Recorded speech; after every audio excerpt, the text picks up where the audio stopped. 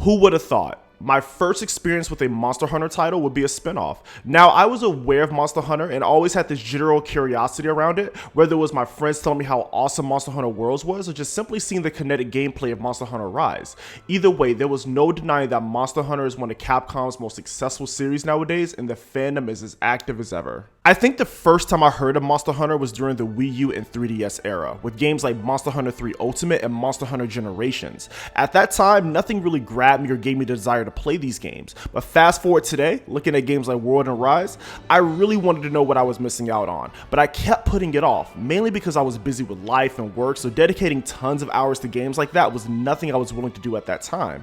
But during this year's lackluster E3, something about Monster Hunter Stories 2 really caught my attention. I don't know if it was like the anime aesthetic, the music, or what, but it really caught me. I downloaded the demo, and man, I could not wait to get my hands on the final product. Now, Monster Hunter Stories is not your traditional Monster Hunter. It is a turn-based RPG that reminds me a lot of the Pokemon series, and the exploration kind of gave me Breath of the Wild vibes. Stories 1 was a 3DS game originally that kind of flew under the radar because I didn't really hear much about it when it came out, but maybe it was successful because look, we got a sequel. And no, you do not need to play Stories 1 to understand and enjoy Stories 2. As far as I know, they're not connected. If you're curious about Stories 1, I hear the mobile version that can be found on iOS and Android is the definitive way to experience this game. There's also an enhanced version of Stories 1 that will be on Apple Arcade soon, so there's a reason to jump in if you haven't. So Stories 2 starts us off with this beautiful song and festival going on, but during this event there is a strange red aura that's causing the monsters to become very aggressive.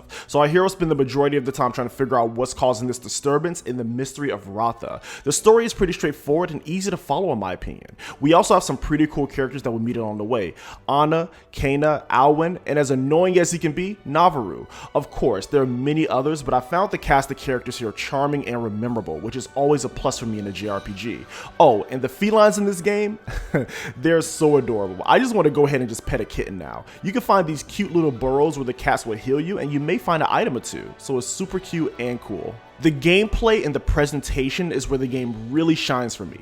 Number one, Capcom did an amazing job with the visuals for this game. I was kind of taken back on how good this game looks. For this review, I'm playing the game on the Switch because I wanted the portability aspect. You know, I want to knock out a few side missions during a lunch break or something. But this game is also available on PC, and I'm sure that game looks even better on that platform. The frame rate on the Switch version can vary depending on the area or the cutscene, but just like Age of Calamity, I kind of got used to it the more that I played. The performance in portable mode was pretty much the same as dock, at least from what I can tell. The game has these beautiful landscapes and huge areas to explore. In terms of the exploration, the game reminded me much of Breath of the Wild. As you explore, you'll find hidden treasure chests, crafting items, monster dens, and more. So always take the time to explore around. You never know what you're going to find on your adventure. Now the monster dens. These dens are procedurally generated, so there's no telling what you're going to run into as you walk through these dens. It adds a bit of dungeon crawling to the gameplay, and rewards can be pretty sweet, especially when you come across those golden rare dens. Now, unlike the mainline Monster Hunter games, instead of you fighting solely against monsters, you fight alongside them, kind of like Pokemon in a sense. So in this game, the monsters who fight alongside humans are called monsties, and you obtain these monsties by finding monster eggs in the monster dens. Navaru would tell you if the egg is smelly and heavy, and that would typically determine the genes and the stats for that particular monstie. Admittedly, I don't think I'm going to dive deep into that mechanic because I feel this is geared more so towards people who care about the PvP and the multiplayer features, and they want to fine-tune their stats for their team. Like I said, just like Pokemon, which is fine, but as a casual player myself, it is a lot to get into, but it's there if you like it. The battle system is turn-based, which kind of uses a rock, paper, scissors mechanic. Let's say, for example, a monster is targeting you and your monstie. Each attack has a type: power, speed, or technical. If your opponent attacks you and you choose the winning attack type, you have the chance to overtake the opponent and gain some kinship points. Kinship is what allows you and your monster to pull off these crazy attacks and also allows you to use certain moves in battle.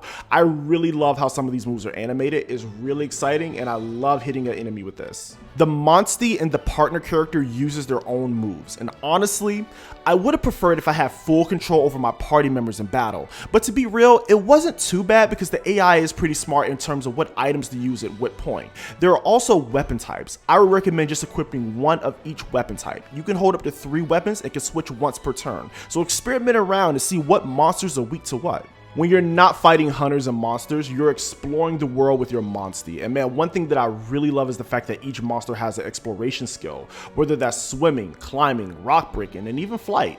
These skills are essential for fighting hidden treasures, ever dens, monster dens, and all the hidden goodies around the world. So take some time to explore this beautiful world. Trust me, it is truly beautiful. You never know what you're gonna find. The villages that you visit are also very cool to look at. My standout was easily Rudo Village. This village is simply beautiful and was really my first wow moment when I played this over on my Twitch channel.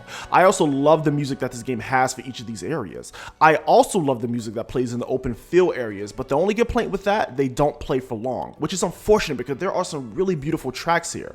I also really love the different battle themes for each of the areas, and of course the main theme, which is awesome. Overall, there is so much praise that I can give Monster Hunter Stories 2. As my first foray into the Monster Hunter series, I most definitely enjoyed my experience and what I played here.